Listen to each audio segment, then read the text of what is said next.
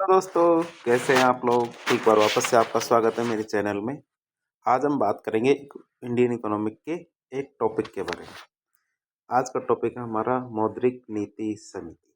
मौद्रिक नीति तो आप देख ही सकते हैं, अर्थात रिजर्व बैंक के द्वारा जब मार्केट के अंदर तरलता बहुत ज़्यादा हो जाती है और तरलता होने से क्या होता है, मार्केट में महंगाई ज़्यादा हो जाती है। महंगाई की वजह से मुद्रास्फीति का स्तर बढ़ने लगता है, लोगों की क्रय क्षमता घटने लगती है। अब इसको रोकने के लिए सरकार के वो रिजर्व बैंक के द्वारा मौद्रिक नीति अपनाई जाती है। मौद्रिक नीति में बहुत सारे उपाय अपनाए जाते हैं।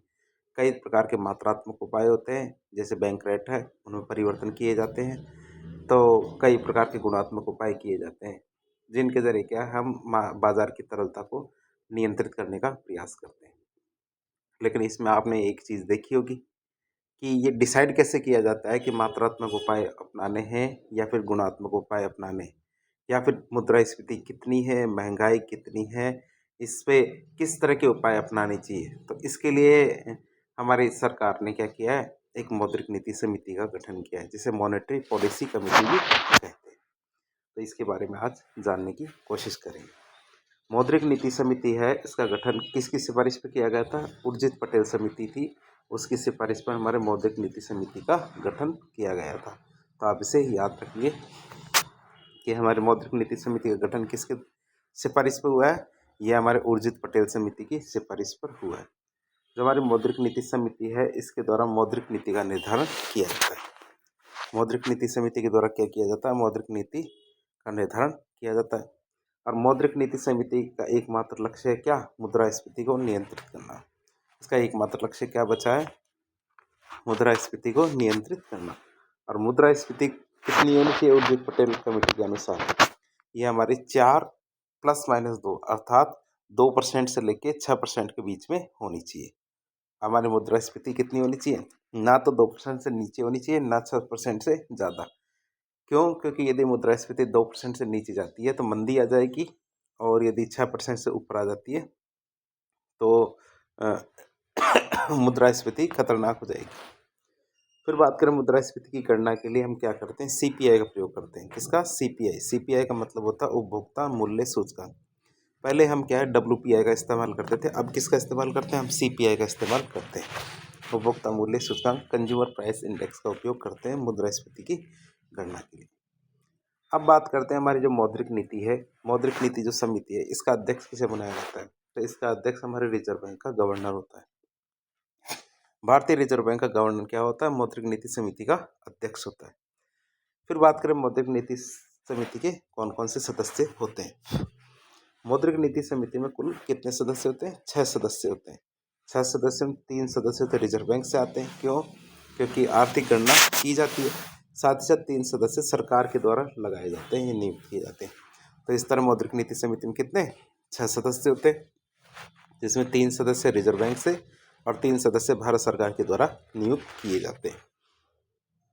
फिर बात करें, एक मौद्रिक नीति के गठन तो कर दिया, एक मौद्रिक नीति समिति कितने समय तक अपना कार्य करेगी? तो मौद्रिक नीति समिति का कार्यकाल कितना होता है? 3 वर्ष का होता है।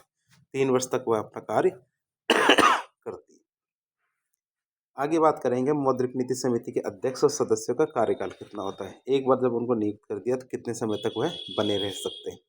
तो मौद्रिक नीति समिति के अध्यक्ष और सदस्यों का कार्यकाल कितना है? तो इनके अध्यक्ष और सदस्यों का कोई कार्यकाल नहीं होता है। क्या? इनका कोई कार्यकाल नहीं होता है। इस समिति का जरूर कार्यकाल होता है, सदस्य अध्यक्ष का कोई कार्यकाल नहीं होता है। केवल मौद्रिक नीति समिति का कार्यकाल होता है। फिर बात करते हैं जब इनके द्वारा निर्णय लिया जाता है। क्यों? क्योंकि इसके अंदर 3 सदस्य तो रिजर्व बैंक से है, 3 सदस्य सरकार से।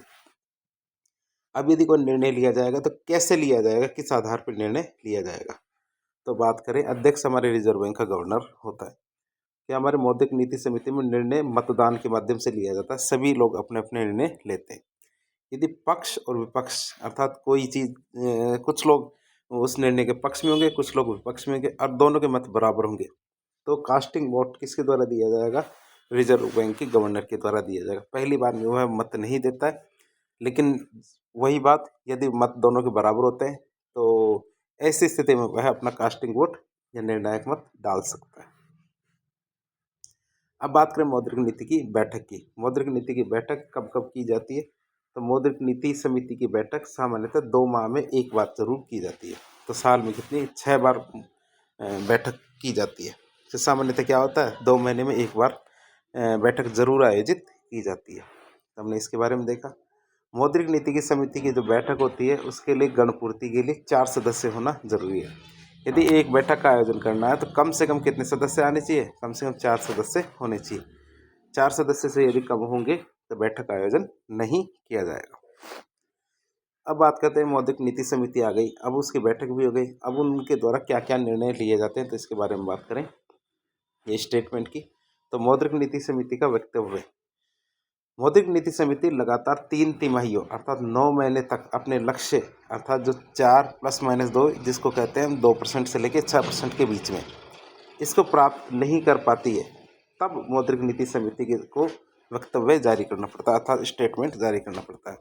अब वही बात है कि मौद्रिक नीति समिति का उद्देश्य क्या है कि देश के अंदर मुद्रास्फीति को नियंत्रित करना, साथ ही साथ जो हमारी महंगाई है उसको कंट्रोल करने के लिए बहुत सारे कदम उठाए जाते हैं। अब यदि वह कंट्रोल नहीं कर पाती है, जो उसका कार्य है, यदि वह 3 तिमाहियों अर्थात 9 महीनों तक अपना ये कार्य नहीं कर पाती अर्थात मुद्रास्फीति को 2% से लेके और 6% के बीच में कंट्रोल नहीं कर पाती है, तो उसे क्या करना पड़ता है? अपना स्टेटमेंट देना पड़ता है और अपने कारण बताने पड़ते हैं कि ऐसे क्या कारण थे या ऐसी कौन सी परिस्थितियाँ थी जिनकी वजह से वह ऐसा नहीं कर पाई। तो उनको क्या करना पड़ता है? स्टेटमेंट जारी करना पड़ता है। फिर जो हमारी मौद्रिक नीति समिति है उसके द्वारा जो स्टेटमेंट जारी किया जाता है, जो स्टेटमेंट जारी होता है तो उसमें क्या मुद्रास्फीति या महंगाई के कारणों पर, क्या जो भी कारण है जिनकी वजह से महंगाई या मुद्रास्फीति हुई है उनके कारणों पर मौद्रिक नीति समिति के द्वारा किए गए प्रयासों की समीक्षा की जाती है कि मुद्रास्फीति तो हो रही, महंगाई भी हो गई, लेकिन मौद्रिक नीति समिति को हमने बनाया है, किस लिए बनाया? ताकि मुद्रास्फीति को कंट्रोल किया जा सके। तो इन्होंने कुछ कार्य किया भी है, ये केवल नाम की समिति चल रही है। और यदि मान लो कि उनके द्वारा प्रयास किए गए उसके बाद भी महंगाई बढ़ गई, मुद्रास्फीति बढ़ रही है, तो भविष्य में ऐसी कौन सी योजना बनाई जाए जिसके आधार पर हम मुद्रास्फीति को कंट्रोल कर सकते हैं। तो हम भविष्य की योजनाओं के बारे में भी इसके अंदर चर्चा करते हैं। तो इस तरह आज के लेक्चर में हमने मौद्रिक नीति समिति के बारे में जानने की कोशिश की, जिसके अंतर्गत हमने क्या क्या देखा। जो हमने पहली बात तो ये देखी कि उर्जित पटेल समिति की सिफारिश पे इसका गठन किया गया। इसका एकमात्र लक्ष्य मुद्रास्फीति को नियंत्रित करना था, जो भी 2% से लेके और 6% के बीच में। CPI का प्रयोग करते हैं ये मुद्रास्फीति की गणना के लिए। रिजर्व बैंक का गवर्नर इसका अध्यक्ष होता है, 6 सदस्य होते हैं, 3 रिजर्व बैंक से और 3 हमारे भारत सरकार के द्वारा। कार्यकाल 3 वर्ष का होता है और मतदान क्या है, जो मतदान के आधार पर निर्णय लिए जाते हैं। बैठक की बात करें, हर 2 महीने के अंदर बैठक की जाती है और सबसे बड़ी बात कम से कम 4 सदस्य होने चाहिए एक बैठक का आयोजन करने के लिए। और साथ ही हर 3 महीना तिमाहियों तक यदि वह अपने लक्ष्य को प्राप्त नहीं करती है तो उसे एक स्टेटमेंट देना पड़ता है। तो इस तरह हमने आज के लेक्चर के अंदर मौद्रिक नीति समिति के बारे में सब कुछ जानने का प्रयास किया। तो इस प्रकार के इन्फॉर्मेटिव वीडियो देखने के लिए हमारे चैनल से जुड़े।